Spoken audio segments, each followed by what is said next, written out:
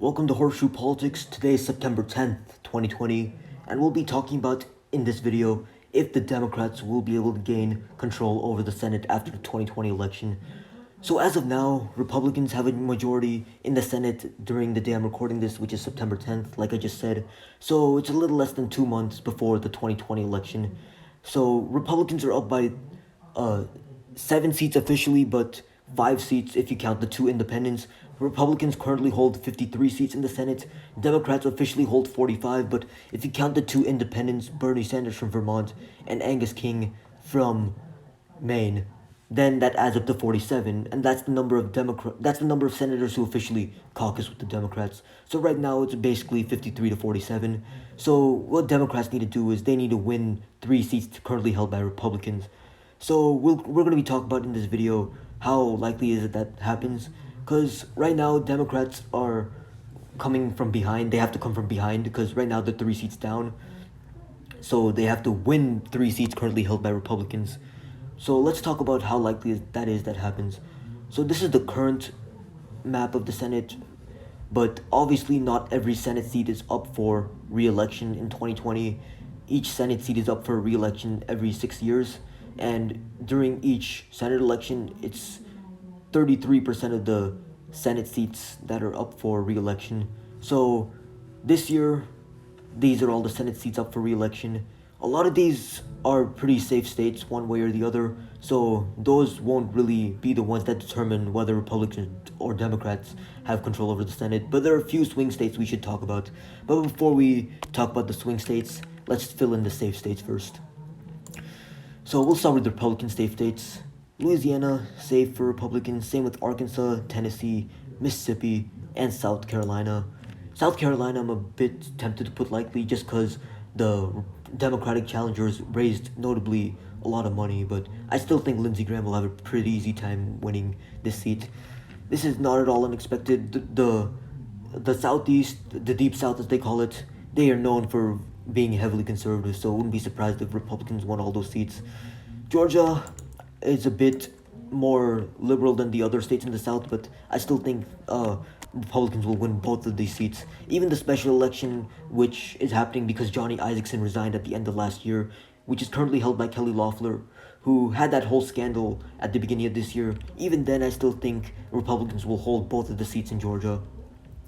Alabama also is going to be Republican in all likelihood. That's one of the things Democrats have to struggle with. They're going to almost certainly lose the seat they currently have in Alabama. As of now, Alabama is a Democratic seat because Doug Jones was able to beat Roy Moore in the special election back in 2017. Now, this special election happened because Jeff Sessions resigned in order to serve in the Trump administration, and then the new Republican nominee that came along was notably bad because he had allegations that he apparently had inappropriate relations with young teenage girls who were like age 14 or 16 or something, and that really hurt his chance at winning the seat.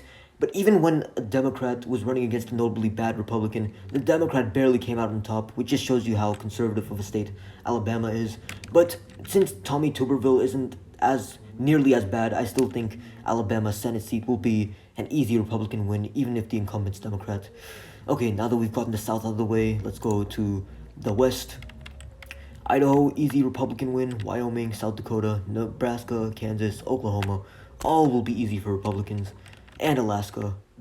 I see no reason why any of these states wouldn't go for Republicans, so I put them all as safe Republicans. Now let's go to the Democrats. Let's go to the Northeast now. Delaware, New Jersey, Rhode Island, Massachusetts, New Hampshire. New Hampshire is a bit more conservative than the other northeastern states, but northeastern states in general tend to lean liberal. So it's not surprising if all these Senate seats will go for Democrats. New Hampshire, I still think, even though it's sort of a swing state in the general election, in the Senate election, it usually leans by several points in the Democrats' favor. So I'm just going to put that as a Democratic seat. Now let's go back to Republicans. I think I filled in most of their safe seats, but I forgot Kentucky. Even though Mitch McConnell is disliked by a lot of people, Kentucky is a pretty conservative state, so Mitch McConnell will still win pretty easily there. West Virginia, easy win for Republicans. And Montana we'll get back to, but Oregon, safe for Democrats. Illinois, safe. Virginia, safe. And what else? Oh yeah, Colorado. Okay, the thing about Colorado is that the seat's currently held by Republican incumbent Cory Gardner, but despite this, John Hickenlooper will likely win this seat. Same with New Mexico, that'll likely, almost certainly go for Democrats. Now for Republicans, let's go back to them again.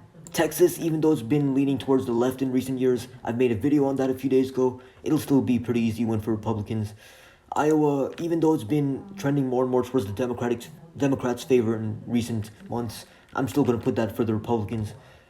Minnesota, Michigan. Those two states are swing states in the general election, but for the Senate election, they usually lean Democratic, and they're currently both held by Democratic incumbents, so I'm going to put those for the Democrats. Now we have 4 states left, Republicans at 49, Democrats at 47. Now, Montana, the thing about this is it's tricky. It usually leans conservative and is currently held by Republican incumbent, but Steve Bullock, the Democratic challenger, has a lot of name recognition, so it's possible that he might win the Senate seat. But let's go to the other Senate races first. Arizona, in 2018, a Democrat officially won the election there, Kirsten Sinema, so it's more likely than not this would go for Democrats. North Carolina is essentially toss-up, but Democrats will need this in order to gain a majority in the Senate, so we're going to have to put this for them if they want a majority. But I think the Democratic challenger's outraising the Republican one by a bit. The Republican's the incumbent, Tom Tillis, but he might not win this election, and Democrats will need the Senate seat to get a majority. Same with Maine. Maine is a Republican incumbent currently, Susan Collins, but Democrats need to win this seat. Sarah Gideon is also running a pretty good campaign based on what I've heard, so it's possible for Democrats to win. Now we're at 50 Democrats, 49 Republicans. Here's the thing. If Democrats win the presidency, if Joe Biden wins, they only need 50 seats for a majority because the vice president essentially decides the Senate vote when there's a 50-50 tie. They cast the deciding vote. But if Democrats lose the presidency, they need 51 seats in the Senate. So Montana will more likely than not go towards the Republicans. So that leaves it at an exact 50-50 tie, which means that the party that controls the Senate might be dictated just based on the party that wins the presidency. So the Donald Trump-Joe Biden election, that might not only dictate who runs the country from the executive office for the next 4 years, but that might also dictate who runs the country from the legislative branch for the next 2 years. So that means that there's even more resting on this election than we previously thought.